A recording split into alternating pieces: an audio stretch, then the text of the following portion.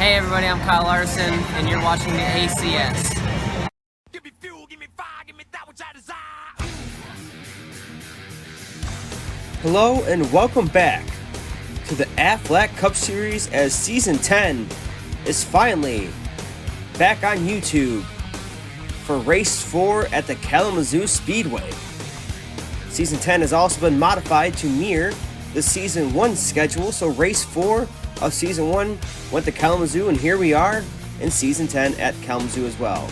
The drivers to watch for: Clint Bowyer looking to get back in the victory lane. He is very hungry today.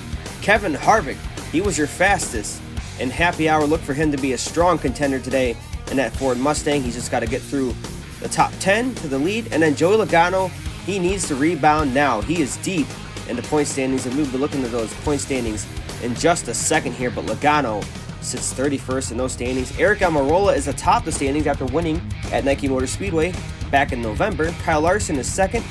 Truex third. Harvick fourth. You see Jimmie Johnson's outside the top 10.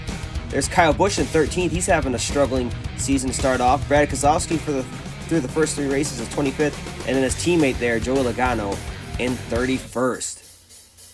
So a lot of storylines heading into this race. We're going to get going green here as we start our commands. Let's go trackside. Drivers, start your engines.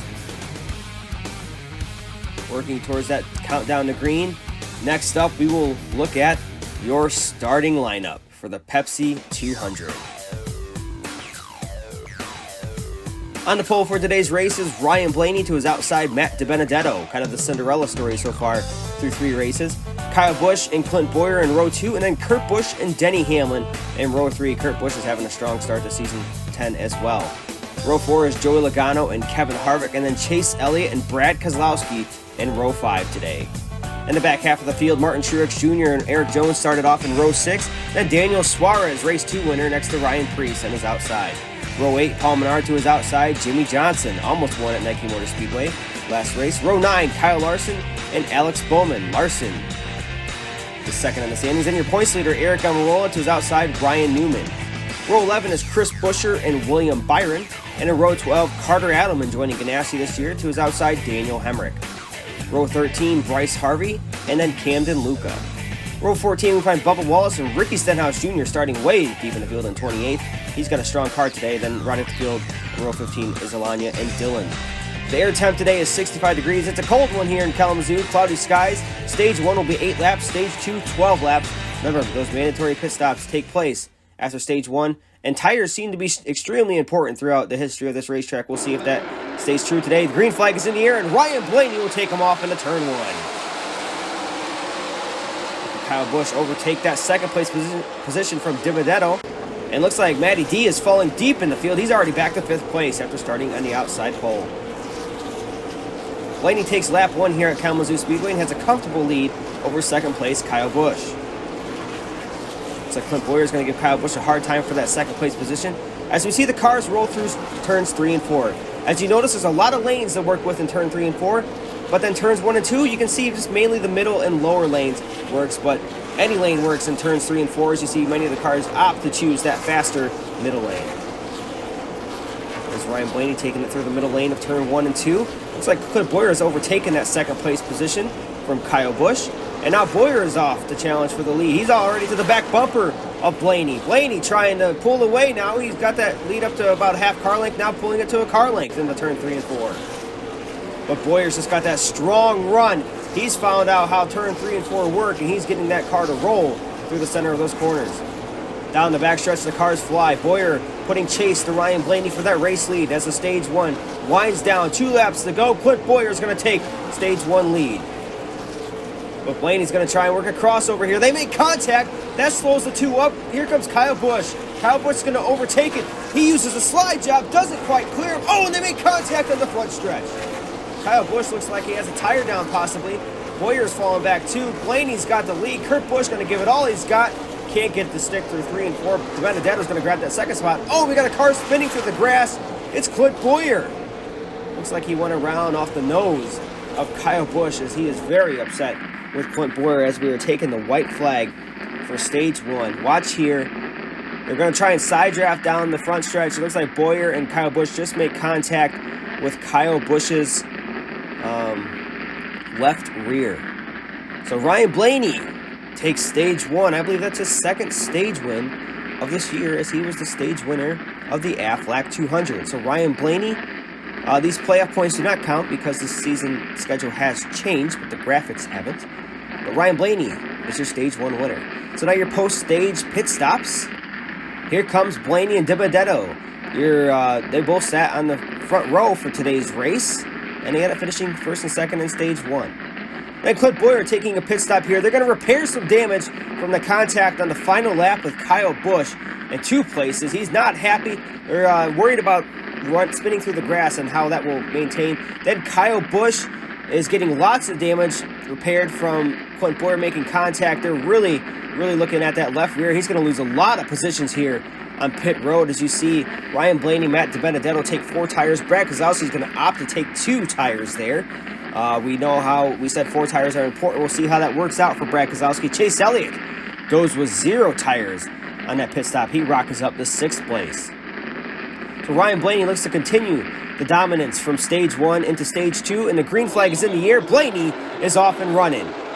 Oh, look at Truex from that 5th place spot. He's going to launch up the 2nd. Here comes Chase Elliott from 6th. No tires on that number 9 Napa Chevrolet, and then Truex going to get a good run and take over that 1st spot. And here comes Chase Elliott. Looks like taking no tires was the right call from Alan Gustafson, but maybe that's just a short run call.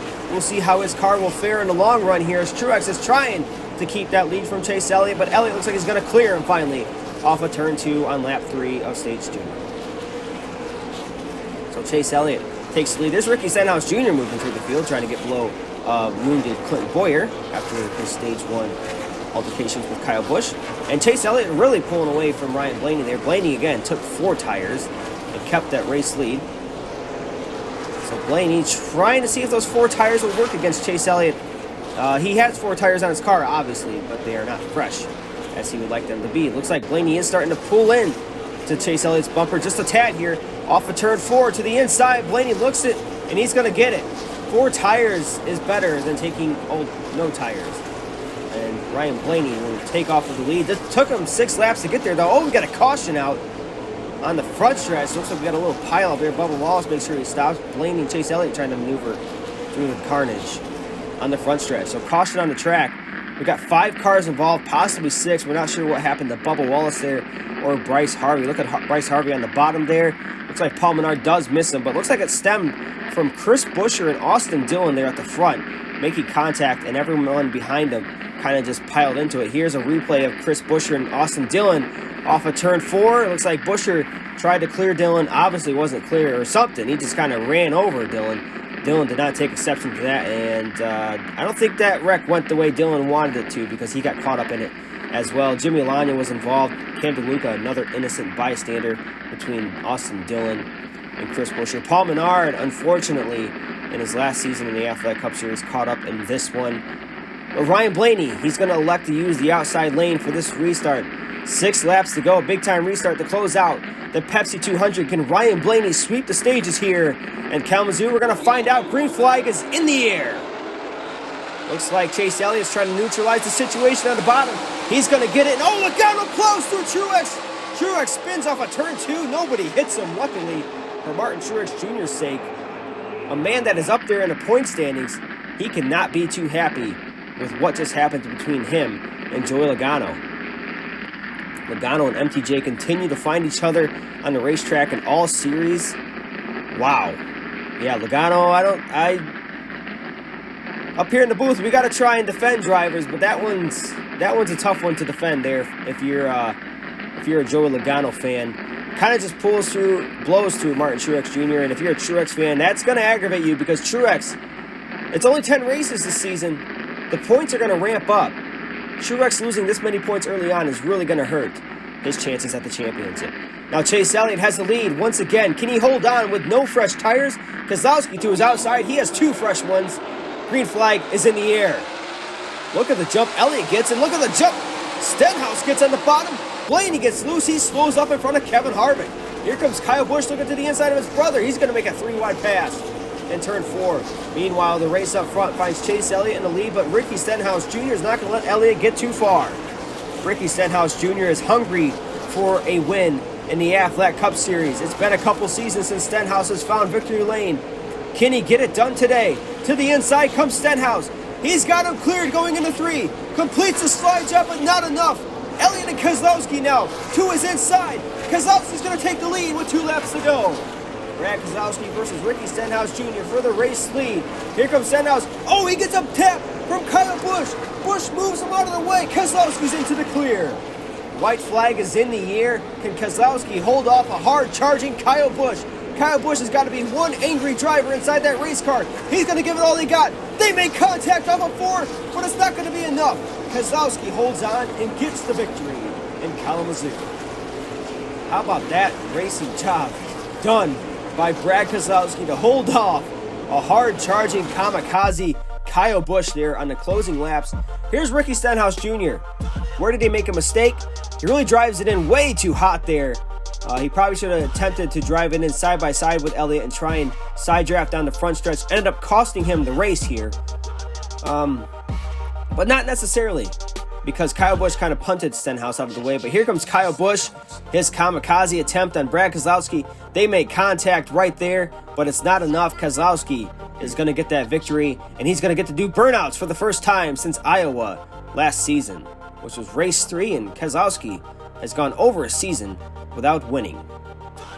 So Brad Keselowski, this has got to feel good for him as he sat in the 20s in the point standings. This is going to boost him up big time after this one. Now your point standings after race 4 of season 10, 6 races to go.